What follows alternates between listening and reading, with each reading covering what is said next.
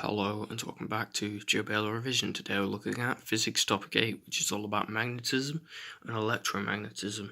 So let's start with the poles of a magnet. So the pole of a magnet is the place with the strongest magnetic force. And a magnet can have multiple poles with a north pole and a south pole. So attraction and repulsion of magnetic poles is a non-contact force. As if you think about it, it's because of the magnetic fields that they're interacting, not because they're actually touching. So they don't touch when it actually occurs. So, for example, opposite poles attract, so north goes towards south, and similar poles repel, so north goes away from north. And these are both non-contact forces. So a permanent magnet is a magnet that produces its own magnetic field, so it's not relying on anything else to create it. But an induced magnet becomes a magnet when it is in a magnetic field. So because of a permanent magnet, it can become an induced magnet. It always has an attraction force, meaning it never repels things. It attracts both north and south. However, the problem with an induced magnet is it wears off quickly, which can sometimes be a negative and sometimes a positive. So next, let's look at magnetic fields. So a magnetic field is the region around a magnet where a force acts on a magnet or magnetic material. So it's basically where a force can act on something else and the radius of where that can occur. So a force between a magnet and a magnetic material is always attraction. So a magnet is never going to repel any of the magnetic metals, which is nickel, cobalt, steel and iron. They will always be dragged in and attracted. So a magnetic field is stronger the closer it is to the poles, which makes sense if you think about it. They're giving out this force.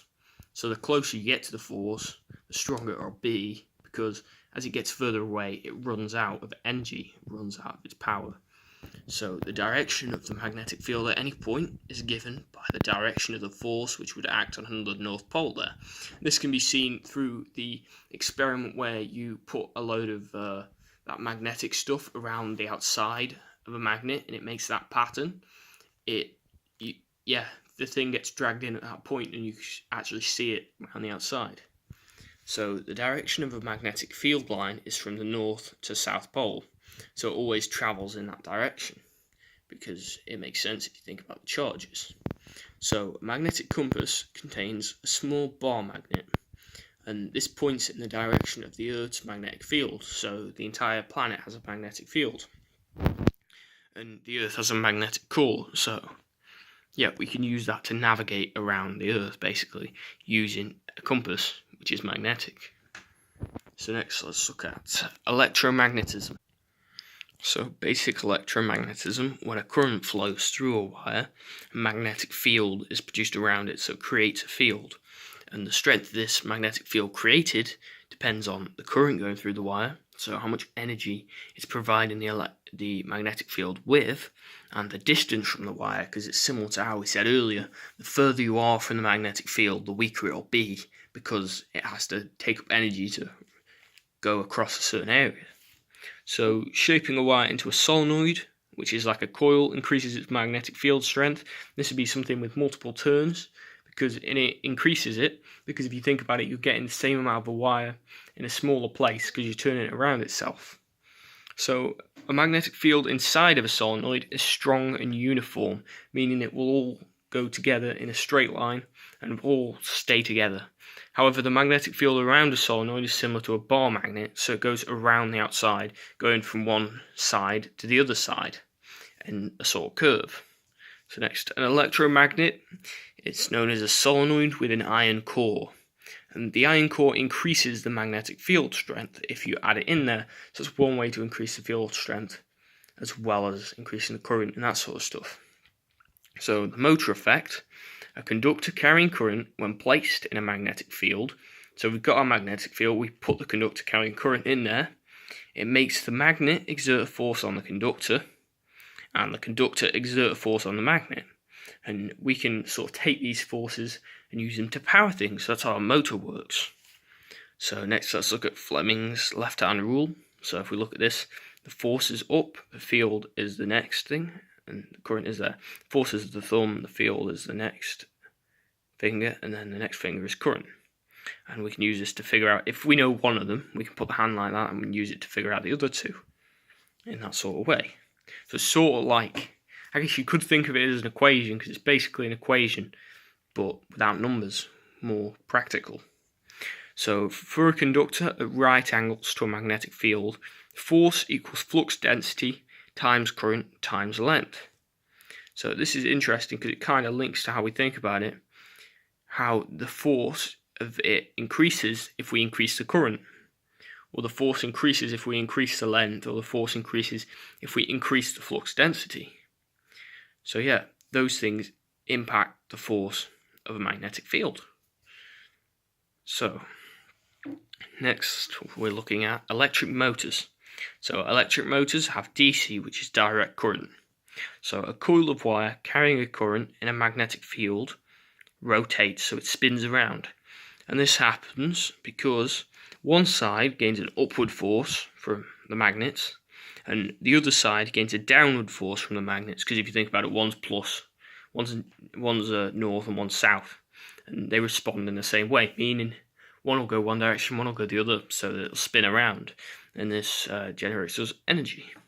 So, however, when a coil is vertical, it becomes parallel to the magnetic field. So this means that the magnetic field lines cannot cut through the current in the coil like they used to. So this should cause it to stop spinning. However, this never happens, because in an electric motor, we got this thing called a split ring commutator, and that changes the current's direction every half turn. And because we've got this there, it'll just turn back again and go as if nothing happened. And that's why we call it direct current. It's direct current because direct current can go in multiple directions, and alternating current cannot. Because if you think about it, this is going in multiple directions if it's turning around and going back again. So it makes sense. And this means it only creates positive voltage, it never creates negative, which we'll look at later. So next, let's look at loudspeakers. So to create a loudspeaker, an alternating current is passed through a coil of wire, and the coil is surrounded by a permanent magnet, which allows things to happen, and it's attached by a paper cone base attached to one. When the coil carries a current, it experiences a force, and this force happens and it makes the paper cone move. So yeah, the coil carries a current, it experiences a force. So this current is created from the field, and after this current is created, it makes the paper cone move using the force, which creates vibrations. And the process allows current changes to change the pressure of sound waves. Because if you think about it, if we have a different amount of force, that means the cone will move differently, so it'll create different vibrations. So if you think about it, if it's constantly going through, if it changes the magnetic field, and then it will change the current, which will change the force, which will change the vibrations, which will change the pressure of sound waves, meaning we hear a different sound at different times. So now let's look at induced potential. So if an electrical conductor moves or a magnetic field changes when the two are in contact, a potential difference is induced across the ends of the conductor. This is called electromagnetic induction, and it basically creates a voltage across the ends of it. So next, if the conductor is in a complete circuit, current passes through the conductor. So it creates current as well, but only if it's in a complete circuit which links back together, meaning it doesn't have anywhere to leave. So it actually works and keeps going round, and that's called the generator effect, because it generates current. So next, however, if the directional polarity reverses, so if we move something up instead of moving it down, or we make the magnetic field the other way around by moving the magnets, the direction of the induced potential difference is reversed. So instead of providing us with a positive value, it will provide us with a negative value of the same amount, because if you think about it, we're reversing the thing we're putting into it. So it also reverses the thing we get out of it, a concept we'll look at a bit later as well. So first let's look at alternators. So they are alternating current generators, and they create a positive and negative potential difference because they're alternating current, meaning it's always the same direction, so it'll always keep spinning the same way, meaning it will go into positive and it'll go into negative. So yeah, you can see there, it goes below the zero line the same amount as it goes above the zero line, and it keeps doing that. So the potential difference is at 0 when the coil is perpendicular to the magnetic field lines, because when that happens, that means that the magnetic field lines can't cut the coil, which is in a similar way to when we looked at motors. However, that was when it was in parallel, and this is when it is perpendicular, which means it's different. Also, alternators, in them, a faster spinning coil creates more potential difference, which makes sense if you think about it, because there's more kinetic energy there, meaning it will create more energy. So next, let's look at dynamos. So dynamos are similar to alternators, except they're direct current generators, which, as if we've looked at direct current earlier in electric motors, it contains a commutator, and that means it can only contain positive potential difference. So it goes through the exact same process, except it stops spinning halfway and goes back again, meaning it always stays positive. So next, let's look at transformers. So this here is a diagram of a transformer. You can see that we've got the primary coil, the secondary coil, an AC input and an AC output, and a magnetic field which is in the core, which allows the stuff to be transferred from one side to the other. So let's look at how that takes place. So the alternating current in the primary coil produces a magnetic field, as we've looked at, happens earlier. And because it's alternating current, the magnetic field which is created constantly changes. And we know if the magnetic field constantly changes, then a potential difference is induced across the ends of the conductor, as we looked at earlier, because the magnetic field changes. So this creates a potential difference, and it also allows a current to be induced in the secondary coil, as the secondary coil is joined up in a circuit, as it needs to go to many different places. So next, let's look at this equation over here. So primary voltage over secondary voltage equals the number of primary coil turns over the number of secondary coil turns. So we can use this to find out one of these variables.